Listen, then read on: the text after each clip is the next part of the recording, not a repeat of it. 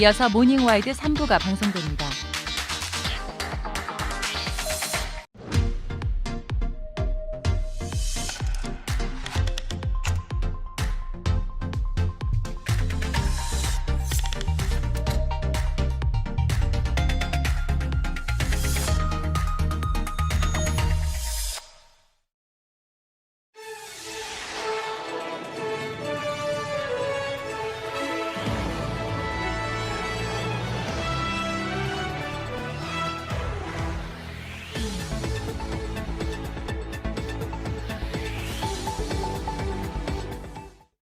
내가 먹던 단백질은 맛이 없었다.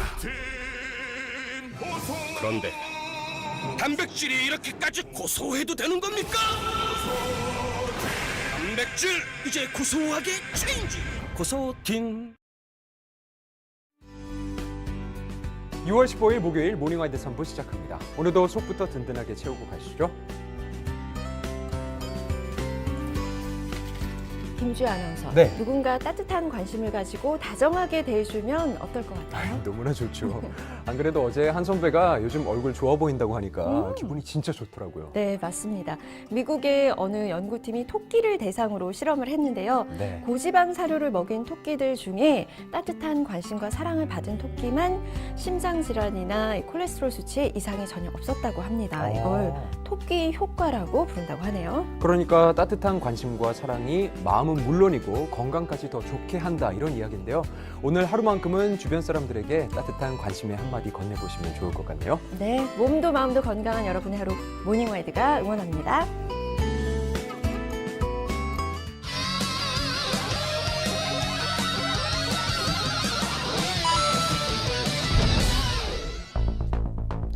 수도권에 생겨나고 있다는 거대한 규모의 화려한 건물들. 그중 이곳은 약 33만 제곱미터의 넓은 연면적을 자랑하는데요. 붐이로 갖고 완판된 걸 완판. 청계산에다가 10개씩 산 사람도 있어요. 10개씩. 초치기라고 그러죠. 이렇게다가 땡 되면. 지하철역과 가깝고 대규모 주택단지와 인접해 있어서 완판됐다는 이곳. 대체 뭘 하는 곳일까요? 지식산업센터. 스타트업이라든가 뭐 지식 기반의 그런 다양한 혁신을 담아내는 그런 기업들을 담을 수 있는 그 건축물입니다. 아파트형 공장으로 불리다가 2009년부터 지식산업센터라는 이름을 달고 기업들에게 혜택을 주기 위해 만들어진 지식산업센터. 지식산업센터는 주택수에 포함되지 않아서 세부담이 적고 보통 분양가의 80% 이상 대출이 가능합니다. 건물 내부로 들어간 제작진. 그런데 전단지가 붙여져 있네요. 지금 다 임대가 붙어 있네요. 작년 7월 입주를 시작해서 1년째지만 아직 절반가량의 공실이 남아있는 상태입니다. 지원시설에 포함된 상가들도 마찬가지로 심각했죠. 거의 다 비어있네요. 퇴근 시각임에도 불구하고 텅 비어있는 대형 극장, 그리고 그 주변으로 상가들 역시 비어있는 모습을 확인할 수가 있었습니다. 심지어 아예 문을 닫은 가게도 있는데요. 이 집 5시 반이면 닫아요. 왜요? 장사가 안 되니까. 거의 다 비어 있잖아요. 그리고 영화관도 사람이 없으니까요. 한 달도 안 됐는데 영업을 종료한다고 벌써 붙여놨어요. 장사가 그만큼 안 된다는 거예요. 완판 신화는 거품이었던 걸까? 금리가 높아서 매매는 거의 실종됐고 요즘 한 20평대 같으면 1070도 막 들을 수 있어요. 성수동 같은 경우는 한 200만 원대 돼야 되는데 투자 목적으로 하셨던 분은 지금 이자가 세지, 그다음에 관리비 나가지, 지금 그거 계속 부담하고 있어요.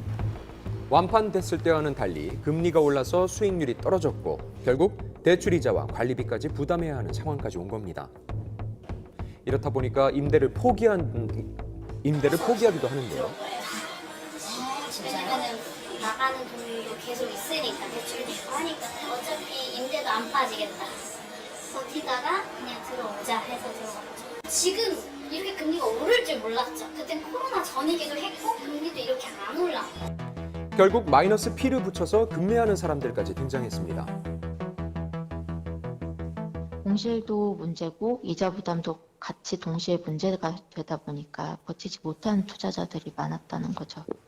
그런데 기업 지원을 위한 건물이 어떻게 일반인한테 분양이 이루어졌던 걸까요? 지식산업센터가 산업을 기반으로 해서 실수요자들을 중심으로 했던 그 분양 시장에서 이 코로나 특수로 인해서 저금리 유동성이 확대가 됐고, 이 저금리 유동성 안에서 주택 시장의 규제가 너무 강했거든요. 투자 수요들이 몰렸다라고 볼 수 있을 것 같아요.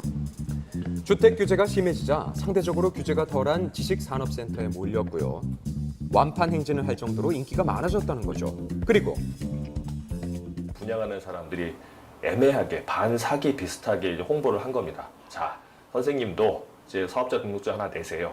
뭐 정보통신업 하나 내가지고 소프트웨어 개발 같은 거 하나 소위 말해 가라로 이제 사업자 등록을 한 다음에 그러면 분양받을 수 있는 자격이 되니까 분양받으시고, 그러니까 이 분양받은 기업이 피치 못하게 입주하지 못하게 되면 임대를 할 수 있는 조항이 있거든요. 그걸 이용해서 해라, 이런 식으로 이제 홍보를 많이 한 거죠. 전문가의 말이 사실일까? 실제 한 분양사무소를 찾았습니다. 대출도 좀 많이 나와요. 70%에서 80%가 대출이 나와요. 90%도 나오고요. 우리가 전용 세무사가 있어요. 그러면 거기서 뭐 통신 사업자들 뭐 이런 걸 하나 해가지고 그냥 사업자를 계약한 사람한테 내야 돼요. 사업자를 20일 안에. 대출을 안 받고 하는 수익률이 4%가 될 걸, 예를 들면 대출을 받고 하면 뭐 8%까지 60% 70% 받았다 하면 수익률이 10%가 나온다고 그래요. 수익성이 보장된다며 허위 사업자 등록증까지 만들어주겠다고 합니다. 문제가 없는 걸까요? 그러니까 국가에서 가지고 있는 공문서에다가 허위의 사실을 기재하게 만들었잖아요. 그 부분도 이제 형사처벌 받을 수 있고 하는데, 사실은 그게 이제 막 이렇게 그 검찰이나 경찰 쪽에서 이제 이 부분에 대해서 막 수사를 집중적으로 하고 한 게 아니거든요. 투자자들이 피해를 보니까 이제 개별적으로 시행사를 상대로 내가 속았으니까 계약 취소하고 돈 돌려주세요라고 하는 정도밖에 없습니다, 지금. 또 입주 기업의 직원만 쓸 수 있는 기숙사를 일반인이 거주할 수 있도록 꼼수 분양하는 곳도 있다고요. 수도권에 이런 데 되게 많아요. 웬만한 신도시 다 이래죠. 불과 5km 차이를 두고 생긴 또 다른 지식산업센터. 이곳 역시 공실이 꽤 있지만 놀라운 건 바로 옆에서 신축 지식산업센터를 또 짓고 있는 모습을 확인할 수가 있다는 거였죠. 최근 3년간 1년에 100개꼴로 승인이 떨어진 지식산업센터. 대부분 서울과 경기, 수도권에 밀집 분포돼 있는데요. 왜 그런 걸까요? 그걸 다 모아가지고 한번 숫자를 내보면 실제 우리가 유지되고 있는 그 산업의 기업의 숫자의 한 뭐 대여섯 배, 10배 가까이 될 거예요. 정부의 과도한 자주경제 공급과 고용시설의 유치를 지나치게 요구를 한 게 그게 지금의 지식산업센터의 공급 과잉 문제를 야기한 어떻게 보면 가장 근본적인 원인인 거죠. 전문가들은 일부 지식산업센터의 성공만 보고 쫓는 지자체들의 잘못을 지적합니다. 지식산업센터의 어떤 입지나 이런 부분들은 그 시장군수 권한이에요. 시장군수가 이제 그 개발하면서 판단을 하는 상황이다 보니 사실 저희 그 뭐 관리 소관이 아니다 보니 저희가 뭐 제재할 수 있는 것도 없고 아파트하고 똑같다고 보시면 되실 것 같아요.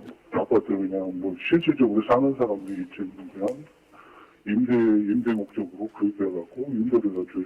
여기 허가 내줄 때 그냥 거의 신청만 하면 거의 허가가 되는 편인가요? 일곱이 없으면 다 나가는 거예요. 뭐 이제 뭐 사업성 검토나 이런 것들은 따로 안 하는 거고요. 그렇죠. 앞으로도 지식산업센터 공급의 과잉 가능성은 불보듯 뻔한 상황인데요. 정부에서 지금은 조정을 해야 될 시점이라고 생각을 해요. 지금이라도 지식산업센터의 경제적인 가치를 극대화시킬 수 있는 대책 마련이 시급하겠습니다.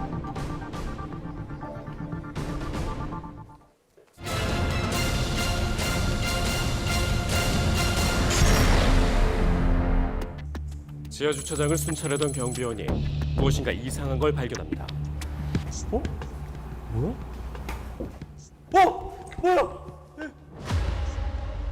지하 주차장에 정차된 차 안에서 발견된 여성의 시신. 그런데 기이한 광경이 속속 눈에 띄었습니다. 문을 열어보니 자동차는 창문 틈이 모두 청테이프로 막혀 있는 상태였고 조수석 바닥 깔개 위엔 반쯤 타들어간 번개탄이 있었습니다. 선생님, 이것 좀 보세요. 하루라도 빨리 나를 화장해달라고 씌어있는 유서까지 발견됐습니다. 정황상 극단적 선택에 의한 사망으로 보였는데요. 하지만 모든 걸 뒤집는 한 가지 기이한 단서가 있었습니다. 복부에서 찔린 상처가 발견됐어요. 누군가 여성이 스스로 목숨을 끊은 듯 위장하려다가 끝내 살해한 듯 했습니다. 범인은 치밀한 인물로 보였는데요. 아무런 단서도 발견되지 않았습니다. 지갑에서 발견된 피해자의 주민등록증, 신원조회 결과 주점에서 일하고 있던 20대 중반의 여성으로 확인됐습니다. 경찰은 가장 먼저 피해자가 일하던 주점으로 찾아갔습니다. 이분 아시죠? 예, 무슨 일로 그러세요? 이분 어젯밤 사망한 채로 발견됐습니다. 누가 죽어요? 죽으면 안 돼요, 형사님. 경찰에게 여성의 사망 소식을 전해 듣곤 큰 충격을 받은 듯 보였던 주점의 사장. 사망 여성과 한때 연인 관계였다고 진술했습니다. 사건 발생 1년 6개월 전 안녕하세요. 저 직원 채용하신다고. 근데 저희 일이 좀 어려워서 많이 힘드실 것 같은데 괜찮으시겠어요? 시켜만 주시면 정말 열심히 하겠습니다. 힘든 기색 한 번 내비치지 않고 늘 밝고 씩씩하게 일하는 모습에 점차 호감을 가지게 됐다는데요. 이거 마시고 일해요. 감사합니다. 힘든 거 있으면 언제든지 얘기해요. 사장과 직원 관계에서 함께할 미래를 그리는 연인 사이로 발전하게 됩니다. 약 1년 동안 교제해왔지만 최근에 헤어졌다는 주점의 사장. 사망 여성이 왜 관계를 정리하려고 한 건지 지금까지도 그 이유를 모르겠다고 진술했습니다. 탐문을 마친 형사를 뒤따라 나온 직원. 왜 그러세요? 아무래도 말씀드려야 할 것 같아서요. 뭐를요? 사장님이랑 그 사망한 여성 사실 돈 때문에 헤어진 거예요. 자기야, 이번 달 생활비야. 너무 고마워. 빠르게 무너져 내린 두 사람의 관계. 내가 너한테 드린 돈이 얼만데. 내가 먼저 돈 달라 그랬어? 서로 이만큼 나이 먹었으면 순진한 척 좀 그만하자. 뭐라고? 그만하자고! 그동안 경제적인 지원을 아끼지 않았음에도 자신을 떠나려고 했던 사망 여성에게 격분해 끝내 돌이킬 수 없는 짓을 저지른 건 아닐까. 하지만 주점 사장의 이야기는 또 달랐습니다. 돈 문제로 싸우고 헤어진 뒤에 그 여성 사망한 채로 발견됐습니다. 당신이 생각해도 뭔가 이상하지 않아요? 근데 형사님이 모르고 계시는 게 하나가 있어요. 제가 뭘 모르는데요? 그 친구 어머니가 최근에 출소를 했다는 겁니다. 줄곧 불안에 시달려왔다는 피해자. 무슨 일 있어? 엄마가 날 찾아낼 거야. 제발 진정 좀 해. 오빠 같으면 진정을 하겠어. 그 여자 곧 출세했단 말이야. 세상 누구보다 가까워야 할 어머니를 그토록 두려워한 이유가 뭐였을까? 사망 여성의 어머니는 크고 작은 다수의 전과 기록을 갖고 있었는데요. 사기죄로 교도소에 수감된 뒤 최근에 출소한 상태였습니다. 수십억 원대 회사 대표래. 부동산하고 건물도 꽤 있는 모양이야. 위자료는 결혼 생활 기간에 비례하니까 이번엔 몇 년 동안 버텼다가 이혼해. 나 이제 그만하면 안 돼요? 재력가 남성과 결혼하고 이혼할 것을 강요해 위자료를 받아내도록 시켰다는 거죠. 실제로 피해자는 불과 20대 중반의 나이에 두 차례나 이혼한 뒤였는데요. 수억 원에 달하는 위자료를 받았지만 수중에 단 한 푼도 없는 상태였습니다. 딸을 돈벌이 수단으로 여긴 어머니. 중년의 재력가 남성과의 사기 결혼을 강요하고 위자료까지 빼앗은 겁니다. 나도 나지만 당신도 참 대단해. 딸을 팔아서 돈을 빌려? 그간 키워준 은혜가 있는데 이 정도는 자식된 도리 아니겠어요? 더는 사기 결혼하지 않겠다는 딸. 결국 어머니는 딸의 명의를 도용해 불법 대부업체에서 큰 돈을 빌린 뒤 모르쇠로 일관하게 이르렀습니다. 당신의 사기죄로 긴급 체포합니다. 야! 나도 이 방법밖에 없었어. 어머니와 딸이란 관계로 묶였지만 실상 남보다 못한 사이였던 두 사람. 딸의 신고로 실형을 살고 나온 어머니의 보복 범죄인 걸까? 따님 사망 소식 들으셨죠? 자기를 낳아준 친엄마를 감옥에 쳐넣은 아이예요. 그런 애한테 저기 어디 한줄이겠어요? 아무리 그래도 딸이 사망했는데 어떻게 그렇게 태어나십니까? 그 애가 끄는 인연이에요. 남과 다름없는 사이였으니 내게 묻지 말라며 더 이상의 진술을 완강히 거부하고 있는 어머니. 하지만 곧 극도로 수상한 단서가 포착됐습니다. 출소 직후 피해자를 찾아온 어머니. 얼굴 좋네. 여긴 어떻게 알고 왔어? 네가 원하는 대로 해주려고 온 거야. 돈만 줘. 그러면 다시는 네 눈앞에 안 나타날 테니까. 당장 돌아가. 얼굴도 보기 싫어. 야, 그 남자는 네가 이혼 2번씩이나 한 거 알고 있나 모르겠네? 뭐라고? 있는 돈 그냥 다 너한테 넘겨. 그러면 엄마가 입 다물어줄 테니까. 마음대로 해. 당신한테 줄 돈 한 푼도 없으니까.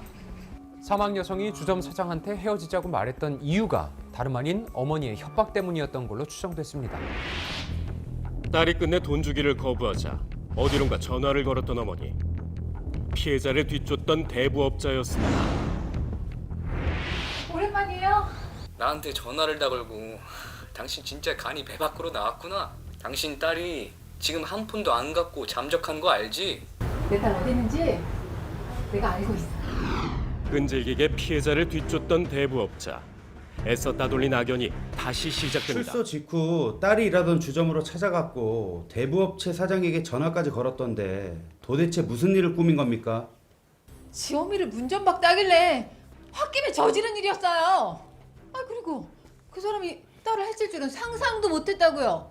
야, 네가 얼마나 보고 싶었으면 꿈에다 나오더라. 돈 갚아야지. 자기야 내 뒤에 있어. 당신 뭐야? 당장 안 나가? 동태 먹고 도망간 주제 연애를 하고 있었네. 갚을게요. 사흘이야. 그때까지 안 갚으면 여기 다 때려 부실 거야. 알았어? 불법 추심까지 일삼으며 끈질기게 사망 여성을 뒤쫓아왔던 불법 대부업체의 사장. 사건과 관련됐다는 의혹이 깊어지는 상황이었습니다. 그 여성의 어머니로부터 주점 주소를 듣고 찾아갔었죠. 내가 내 돈 받겠다는 게 그게 죄가 됩니까? 끝까지 돈을 주지 않자 살해한 거 아니에요? 살해라고요? 아니 제가 며칠 전에도 봤는데 뭔 소리를 하십니까? 뭐야? 너무 잘 걸렸다. 피해자를 뒤쫓아갔었다는 대부업자. 곧 앞뒤가 맞지 않는 말을 꺼냅니다. 우연히 마주쳐서 쫓아갔는데 놓쳤습니다. 그 여성을 마주친 날이 언제입니까? 사흘 전이요. 피해자는 나흘 전에 사망했는데 지금 뭐 유령이라도 봤다는 겁니까? 아, 뭔 소리라는 거예요? 내가 분명히 봤다니까. 피해자가 시신으로 발견된 다음 날 피해자를 목격했다는 기묘한 진술. 대부업자가 알리바이를 만들기 위해 거짓 진술을 한 것으로 보였습니다. 그런데 피해자 부검 결과 한 가지 이상한 정황이 드러납니다. 좌측 팔과 다리에서 골절 접합에 쓰이는 의료용 쇠핀이 발견돼 수술을 받았던 것으로 추정됐는데요. 문제는 피해자의 의료 기록에는 그런 대형 수술의 기록이 없었다는 점이었죠. 쇠핀이 버젓이 몸 안에 있음에도 수술 기록은 보이지 않았던 상황. 특정 나사나 특정 플레이트, 금속판 섞거나 이럴 경우에 보통 시리얼 연속 넘버가 부여되어 있는 경우가 많아서요. 그 넘버를 확인하면 그 의료기기가 어디에서 사용됐는지 확인할 수 있기 때문에 신원을 확인할 수 있죠. 경찰은 쇠핀의 일련 변호를 통해 문제의 수술이 이뤄진 병원을 찾아가 환자 정보 열람을 요청하게 됩니다. 이 사람이 수술 받은 환자가 맞다고요? 네. 주민등록증과 환자 정보를 대조하자 믿기 어려운 사실이 드러났습니다. 수술 환자 정보를 열람해본 결과 충격적이게도 현장에서 발견된 피해자의 주민등록증과 신원 정보가 불일치했던 거죠. 교통사고를 당해 수술을 받았다고 기록된 의문의 여성은 가족에 의해 실종 신고가 접수돼 있는 상태였습니다. 똑같은 얼굴을 가진 두 명의 여성. 수사관이 한 가지 가정을 떠올립니다. 주민등록증 속에 여성이 살아있다면 남자친구는 그 행방을 알지 않을까. 경찰은 피해자의 남자친구를 은밀히 미행하기 시작했습니다. 그리고 마침내 잠깐만요. 사망한 줄로만 알았던 여성이 멀쩡하게 살아있음을 확인합니다. 도대체 그 여성을 왜 살해했습니까? 제가 죽은 걸로만 되면 새 삶을 살 수 있을 거라고 생각했어요.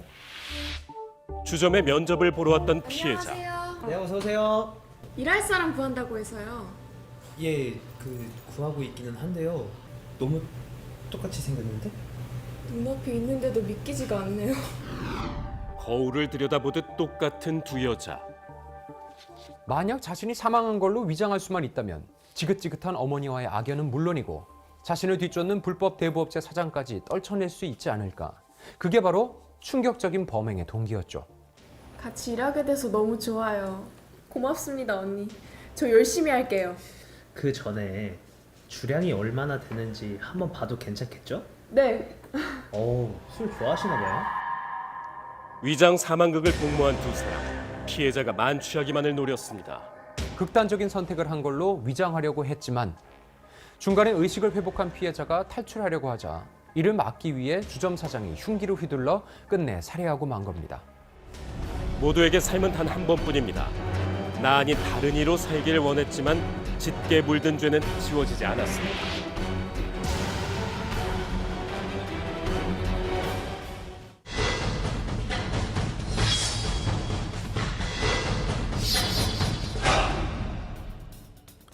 매년 장마철이면 두려움에 떠는 사람들이 있습니다. 바로 반지하에 거주하는 주민들인데요. 지난해 폭우로 일가족이 사망하는 참사가 일어나자 서울시는 반지하 없는 서울을 만들겠다고 선언했죠. 1년이 지난 지금 그 약속은 과연 지켜졌을까요? 자세한 내용 날에서 취재했습니다. 지난해 8월 폭우로 도로가 물에 잠기는 등 피해가 발생했었는데요. 특히 지대가 낮은 반지하의 침수 피해가 심각했었습니다. 뒤로 비켜봐요, 뒤로!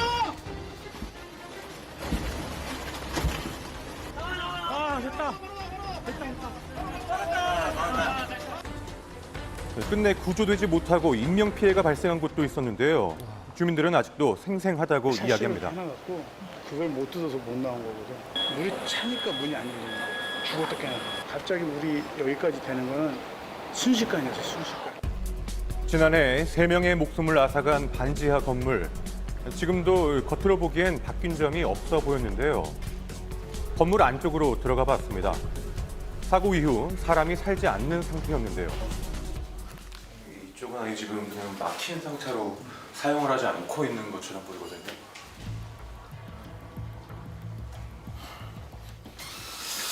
네, 저는 지금 서울시 관악구의 한 주택가에 나와 있습니다. 지금 제 뒤를 보시면 이 장마철을 앞두고 침수 피해를 막기 위한 공사가 한창 진행이 되고 있습니다. 올해 장마를 대비하기 위한 거라고 하는데요. 구청 동사무소에서 뭐라고 신청하라고. 침수 피해가 우려되는 지역을 대상으로 지자체가 차수벽 설치를 지원해 준다는 겁니다. 하지만 주민들은 여전히 불안해했는데요. 근데 이것도 이제 근본적인 대책은 못 돼요. 아니 작년같이 비 온다면 이거 놓고도 안 된다는 거죠. 네. 차가 지나 뭐 울러가면은 저거 팍 튀어넘는데. 창문뿐 아니라 대문을 통해 들어오는 물을 막아줄 대형 차수벽도 지원을 했지만 허점이 있었습니다. 그래 여기 그래 막는 것까지는 다 좋다 이거야. 일로 들어가는 물은 어떻게 할 거냐고. 말이 안 되는 거지. 이거 누구 머리에서 나온 건지만 참 멍청한 머리를 썼다고. 자, 창틀이나 문틀에 설치한 차수벽이 침수 시 대피에 방해가 될 수 있다는 의견도 나왔습니다. 이거를 진짜 여기서 다 막았어. 비 오기 전날 하수도가 있단 말이야. 하수도에서 역류를 해버린단 말이에요. 그러면 실질적으로 물이 들어찼어. 그러면 퇴로는 이걸 어떻게 넘을 거야. 난 이게 잘못됐다고 봐. 자, 오히려 독이 될 수도 있다는 차수벽. 전문가들의 의견은 어떨까요? 지금 이제 뭐 침수 방지판 이런 것들은 물이 오는 것을 그냥 이제 막아주는 역할인데 중요한 건 물 자체를 아예 그쪽 지하로 들어가지 않게끔 하는 방법이거든요. 물이 이제 왔을 경우에는 최대한 빠른 시간 내에 지하 쪽이 아닌 다른 쪽으로 배출시킬 수 있는 이런 배수 관 자체가 좀 공사가 돼야 되겠죠. 침수 방지판이나 배수 역류 밸브 같은 경우에는 소극적인 대책들이에요. 자, 정작 침수 우려 주택 인근의 배수로는 제대로 정비조차 안 된 곳을 쉽게 볼 수 있었습니다. 서울시에서도 반지하 대책을 언급한 바 있는데요. 대표적인 침수 취약지이자 열악한 주거 형태인 반지하 지하주택을 없애 나가고 있습니다. 우리는 왜 시장에서 허가를 내주지 말든지. 이미 허가 돼갖고 다 살고 있는데 다 그 집을 갖고 있는 사람들도 세금을 내는데 거기 있는 세입자들 다 빼내가면은 어쩌라고? 자, 반지하를 없애기 위해 지상으로 이주하면 2년간 월 20만 원의 지원금을 주는 정책도 있었습니다. 반지하에 사시는 분이 지상층으로 이주를 하면 월세를 지원해 드리니 이 기회에 지원을 좀 받으시면서 지상층으로 안전한 지상층으로 이주를 하시라. 뭐 20만 원 정도 지원해 준다는 얘기 있던데. 지원해, 뭔 개똥 지원하죠. 우리 못 나가지. 돈이 어디인데. 우리 이사를 어떻게 가? 20만 원. 어떻게 가? 그 사람들이 20만 원 받고 어떻게 가? 근데 이제 보증금 자체가 반지하면 500이하고 1층 월세도 보증. 자, 월 20만 원으로는 이사하기 어렵다는 주민들. 이주율 또한 8%로 낮은 상태였는데요. 자, 침수 시 대피책은 마련이 된 걸까요? 일단 대피는 위층에 뭐 주인집으로 간다든가 뭐 이런 식으로 지금 인명사고 없기 위해서는 그렇게 갈 수밖에 없는 상황이고. 자, 반지하에 거주하는 주민들은 올여름 내릴 비에 벌써부터 근심이 가득하다고 하는데요. 돈이 어디인데. 돈 문제가 더 그렇지. 누가 겁 안 나겠나요? 돈 문제지. 비만 많이 안 오기를 바라는 거죠. 뭐 그렇게. 네, 주민들을 위한 서울시의 실효성 있는 대책 마련이 시급해 보입니다.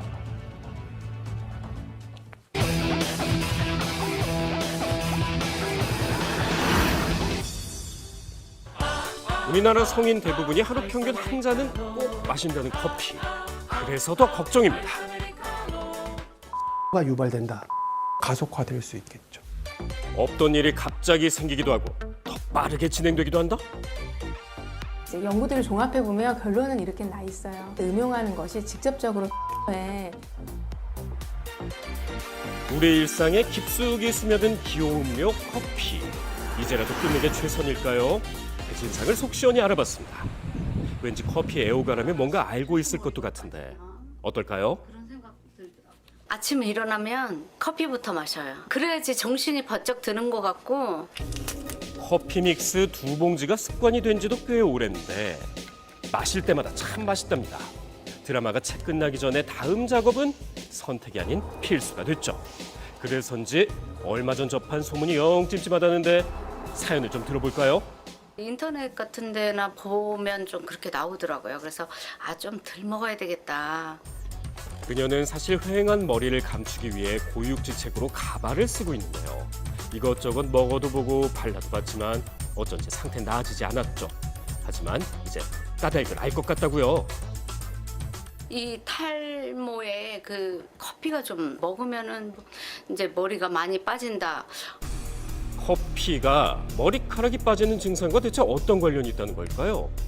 커피를 습관적으로 물처럼 마신 뒤 탈모가 나타났다는 경험담을 비롯해 그럴듯한 의학적인 주장도 무성합니다. 잠깐 함께 보시죠. 카페인이 함유된 대표적인 음식인 커피 또한 탈모에 악영향을 줍니다. That's why the coffee could potentially cause the hair loss. A cup of coffee on your head can cause hair loss. 그들의 주장처럼 커피와 탈모 간에 무슨 상관관계가 있는 걸까요? 만약 사실이라면 정확히 어떤 성분이 건강을 해치는 건지 잘 알아야죠. 생리활성물질이라고 하는데 카페인이 있고 폴리페놀의 하나의 계통이죠. 클로로겐산이라는 것이 있습니다. 디테르펜이라든가 또 기타 알칼로이드 계열. 구성하는 성분이 이렇게나 다양한데 커피하면 제일 먼저 떠오르는 건 뭐 대부분 같지 않나요? 아무래도 카페인이죠. 우리 몸엔 어떤 영향을 미칠까요? 카페인은 우선 우리 몸에 들어오면요 중추신경계를 자극하기 때문에 각성 상태를 유지시키고 집중력을 향상시켜요. 그리고 신진대사를 활발하게 하기 때문에 에너지 소비를 증가시킬 수도 있고요. 지방 분해를 촉진하는 그런 역할도 하게 됩니다. 한간엔 두피와 모발 건강에 미치는 악영향도 무시할 수 없다는 얘기가 있는데요.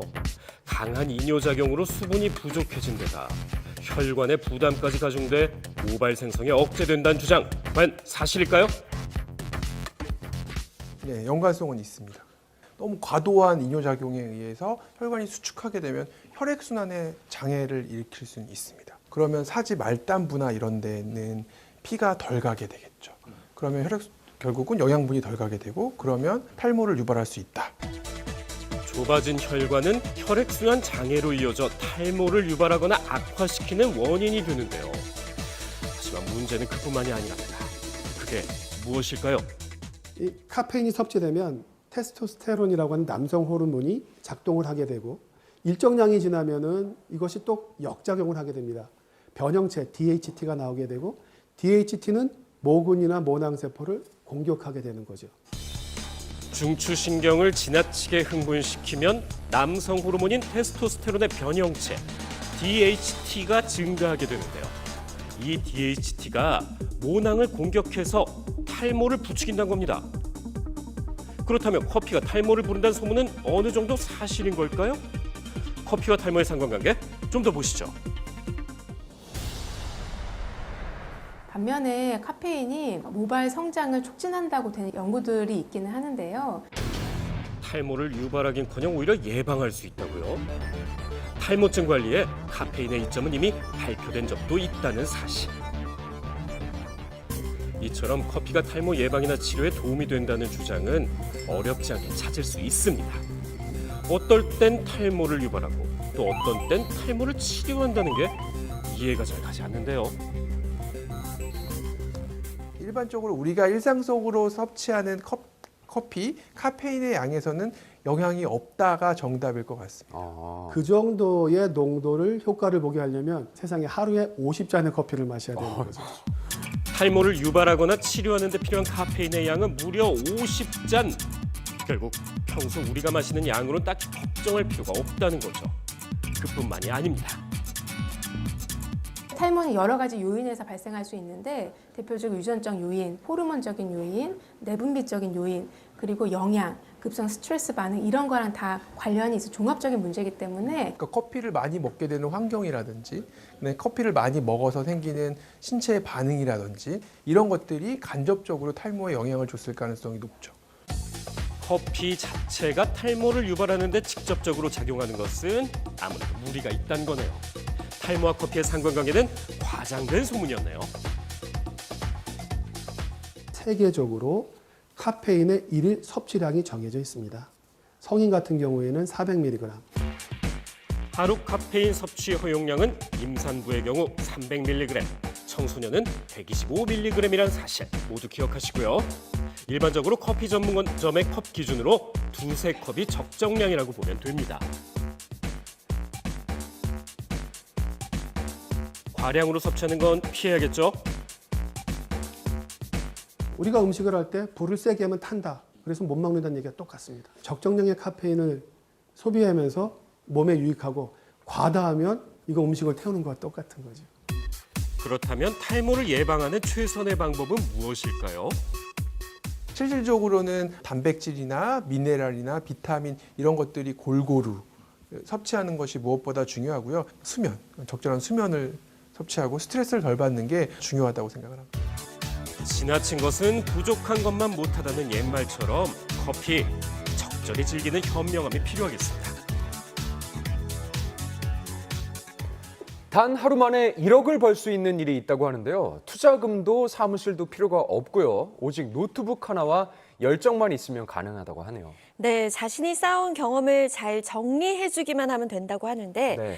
대체 어떤 일이길래 1억이라는 큰 수익을 낼 수 있다는 건지 지금부터 쩐플러스에서 바로 확인해 보시죠.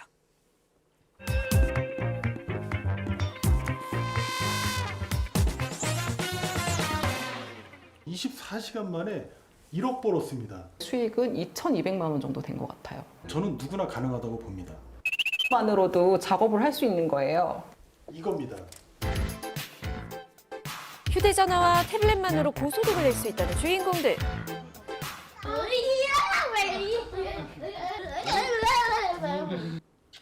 평일 낮인데 왜 아이랑 집에 있는 거죠?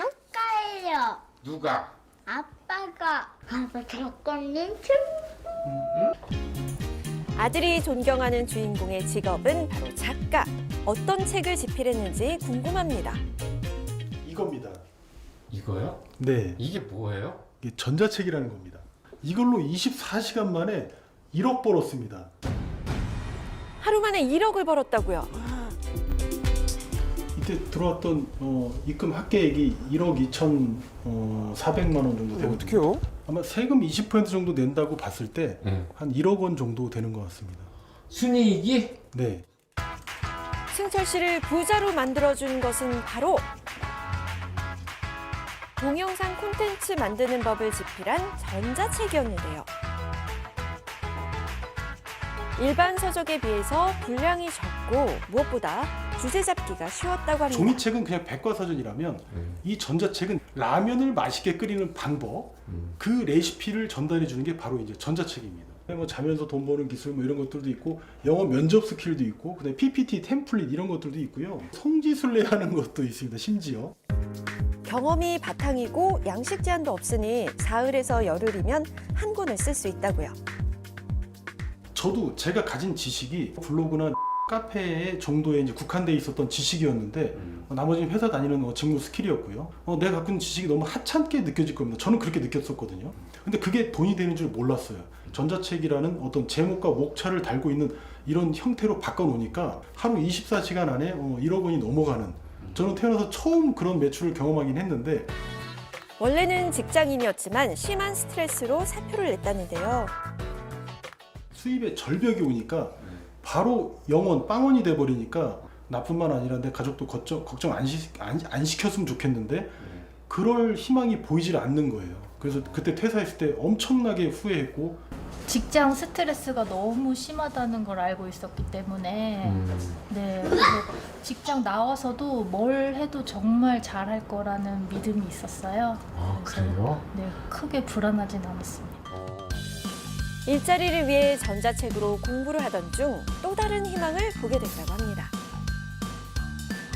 유료로 판매되는 강의들 목록을 보니까 이거는 나도 아는 건데 그 카페라는 형태의 조직을 운영을 해본 경험이 있었기 때문에 그 정도의 인사이트를 저도 이제 지식과 정보를 줄 수 있었다라는 생각이 딱 들더라고요.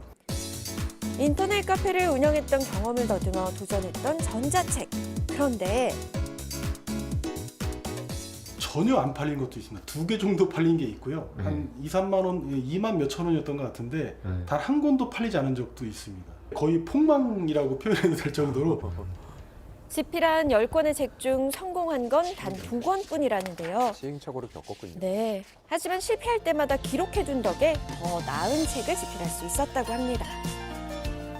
작년 8월 한 달간 수익인데요. 전자책으로 인한 누적 수익이 무려 2억 원. 직장 생활에 비해 자유로운 시간 활용으로 가족과 함께 지낼 수 있는 시간이 많다는 것도 큰 장점이라고 합니다. 자기가 갖고 있는 지식이 하찮다고 생각하지 마시고 한번 드러내 보세요. 그러면 본인이 원하는 성과를 반드시 얻으실 수 있을 거라고 저는 확신합니다. 내가 당연히 알고 있는 것들이 누군가는 간절히 원하는 노하우일 수 있습니다. 순해 보이는데 잘 빨리겠어?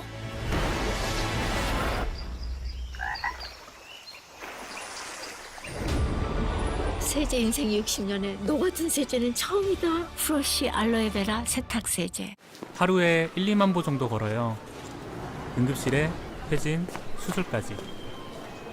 힘들지만 걸어야죠. 환자도 다시 걸을 수 있게. 그래서 전 르무통을 신습니다. 또 다른 주인공을 만난 곳은 한 아파트 단지. 그런데 행동이 심상치 않습니다. 아니, 쓰레기를 왜 찍는 거죠? 안녕하세요. 안녕하세요. 지금 뭐 하시는 거예요? 사진 찍어서 돈 버는 중이에요. 쓰레기 사진이 돈이 된다고요? 집에 있는 물건만 찍어도 돈을 벌 수 있다는데요.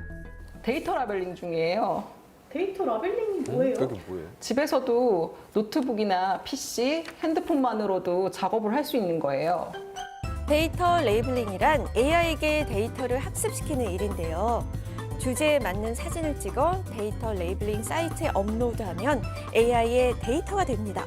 이렇게 데이터화된 사진 장수마다 돈을 받는 거죠. 작년 같은 경우는 6월부터 12월까지, 올 12월, 올해 1월까지 근무를 했었고요. 수익은 2,200만 원 정도 된 것 같아요.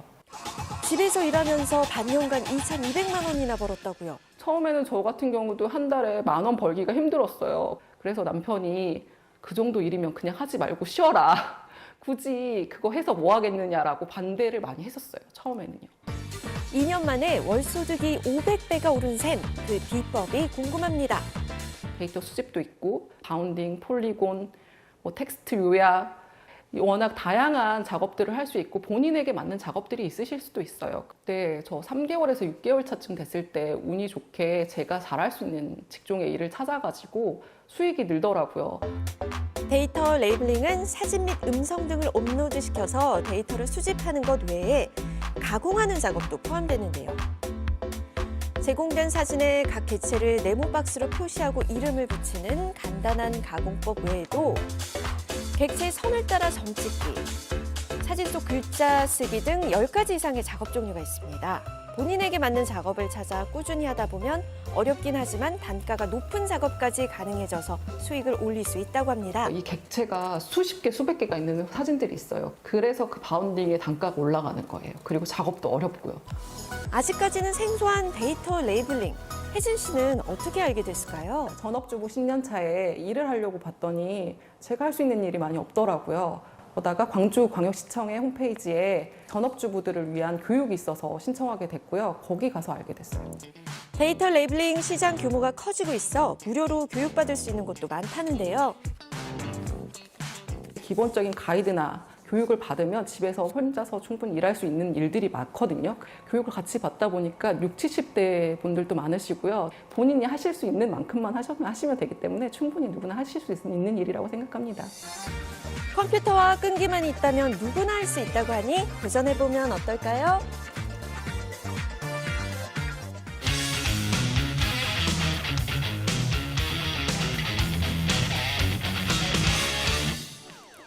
네, 오늘 연예뉴스는 김주호 아나운서가 10주년을 맞은 방탄소년단 소식 준비하셨죠? 맞습니다. 지난 13일 방탄소년단이 데뷔한 지 10년이 되는 날이었는데요. 뜻깊은 날을 축하하기 위해서 전 세계 팬들이 서울로 모였습니다. 자세한 소식 지금 확인해 보시죠. 이제는 한국을 대표하는 아이콘이 된 그룹 방탄소년단이 지난 13일 데뷔 10주년을 맞았습니다. 그러니까요. 시간이 참 빠르네요. 네. 와, 10년 차다, 10년 차. 네. 보고 싶습니다. 보고 싶습니다. 재밌게 즐겨주십시오. I miss you. 방탄소년단 아미 10주년을 축하합니다. 주요 외신들 역시 BTS의 10주년을 집중 조명하고 있죠. 미국 CNN 뉴스는 데뷔 10주년 기념 행사 소식을 보도했고요. 빌보드는 팬들이 가장 좋아하는 BTS의 노래 투표를 진행하고 있습니다. 세계 각국의 팬들은 10주년을 맞아 한국을 방문하고 있는데요. BTS가 2021년 첫 그래미 어워즈 무대에서 입었던 의상이 전시되고 있는 현장에서도 팬들을 만날 수가 있었습니다. I'm really happy that I'm here and I can see the real costumes. I'm very happy and so excited. This is the first time I come to Seoul. これからも10年、20年、30年一緒にずっと年を取っていきたいなと思います。 BTS 멤버들 역시 팬들을 위한 일명 아포 방포 10 프로젝트를 준비했는데요. 지난 월요일부터 서울의 주요 랜드마크인 남산과 한강 등지는 방탄소년단의 상징색인 보랏빛 조명으로 물들었습니다. 서울의 야경이 더욱 아름다워진 것 같죠? 보고 싶습니다. BTS는 지난 9일 팬들에게 전하는 메시지를 담은 노래 테이크 2를 공개했습니다. 보고 싶습니다. 당신과 함께해서 가능했고 당신과 함께여서 행복했어. 당신의 목소리에 공개하자마자 전 세계 음원 차트를 장악해서 여전히 뜨거운 BTS의 인기를 확인할 수가 있었는데요.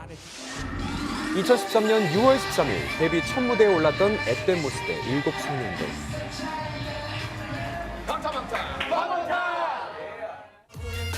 한국 대중음악사는 BTS 이전과 그 이후로 나뉜다라는 말이 있을 정도로 지난 10년 동안 많은 기록을 써왔죠.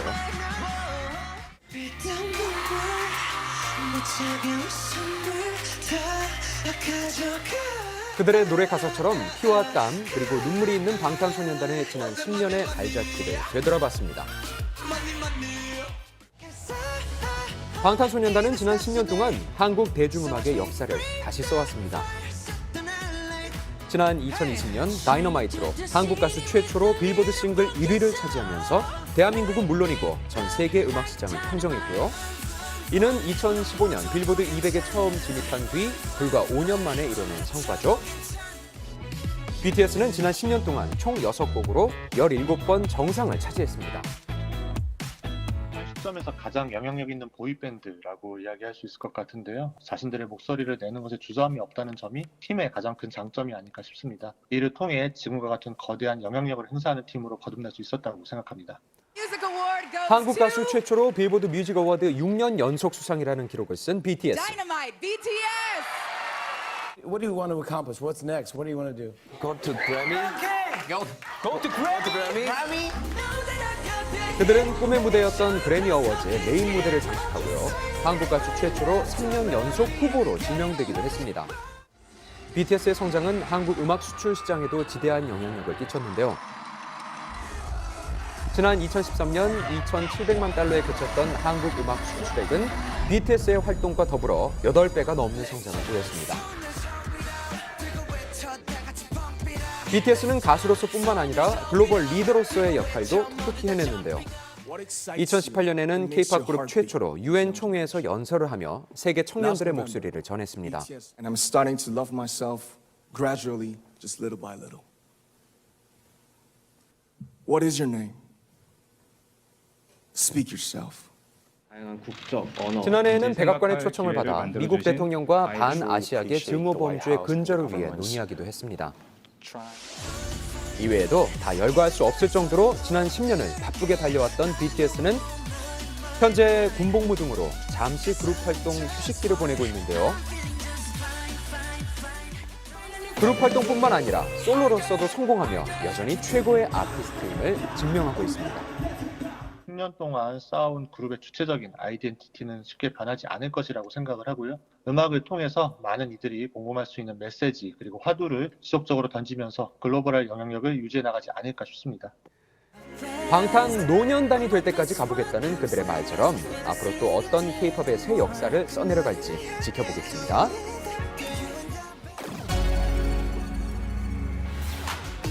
(2030) 남자 배우들의 기근을 달래줄 스타들이 반가운 저녁 소식을 알렸습니다. 먼저 지난 13일 천만 배우 공명 씨가 국방의 의무를 마쳤습니다. 못 물어봤거든. 오늘 드디어 전역을 하게 되었습니다. 앞으로 좋은 작품으로 그리고 좋은 모습으로 인사드릴 테니까요. 조금만 더 기다려주시면 감사하겠습니다. 군복무 기간 중에도 입대전 촬영한 작품들로 존재감을 드러낸 공명 씨. 차기작으로 어떤 작품을 선택할지 궁금해지네요. 난 너 보고 싶었다. 이에 앞서 배우 서강준 씨도 지난달 전역해 컴백을 준비 중입니다. 여러분들 많이 기다리셨나요? 이제 나왔으니까 여러분들 기다리시는 활동, 좋은 활동으로 또 꼭 찾아뵐 테니까 기다리셔야 돼요. 다양한 작품으로 활약한 만큼 무려 100여 편이 넘는 작품을 출연 제안 받고 있다는데요. 30대로 돌아온 그의 복귀작에 기대감이 높아지고 있습니다.